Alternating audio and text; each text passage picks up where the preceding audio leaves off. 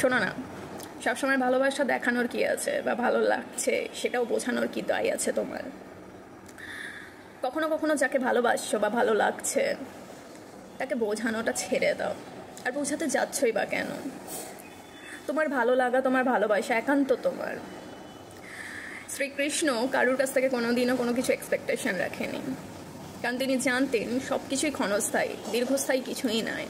আজ মায়া আছে, কাল থাকবে না। আজ সে আছে, কাল সে নাও থাকতে পারে। বাস যেটা থাকবে সেটা হচ্ছে আমার মুখের হাসি। এই পৃথিবীতে যদি সব থেকে বড় কোনো সম্পদ হয়ে থাকে তাহলে সেটা তোমার হাসি, আর তা তুমি অন্যের জন্য সেটা বিলিয়ে দিচ্ছ। বহু মানুষ এরকম আমরা থাকি যে আমরা দিনের শেষে এসে নিজে হাসতে ভুলে যাই। কেন? তার কারণ আমরা হাঁপিয়ে উঠি কাউকে বোঝানোর জন্য যে আমি এটা তোমার জন্য করেছি, বা আমি এটা তোমার জন্য করছি, বাস তোমার জন্য করছি, তোমার জন্য করছি। কখনো নিজের জন্য কি করি আমরা?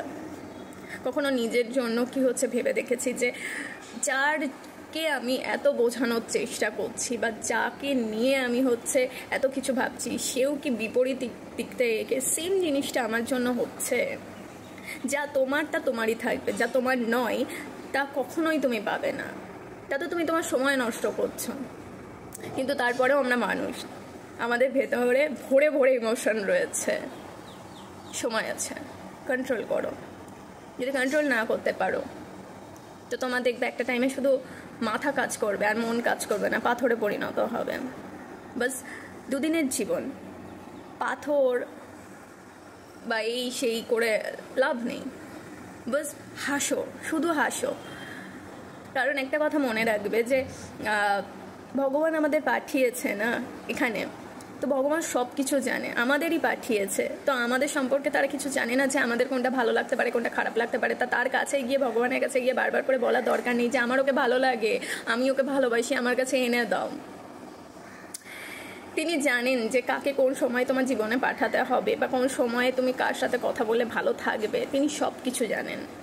তার জন্য তাকে বারবার করে বলার দরকার নেই। আর নিজের হাসিটাকে লুকিয়ে রেখে কিংবা হাসিটাকে গলা টিপে মেরে দিয়ে কাদারও কোনো দরকার নেই।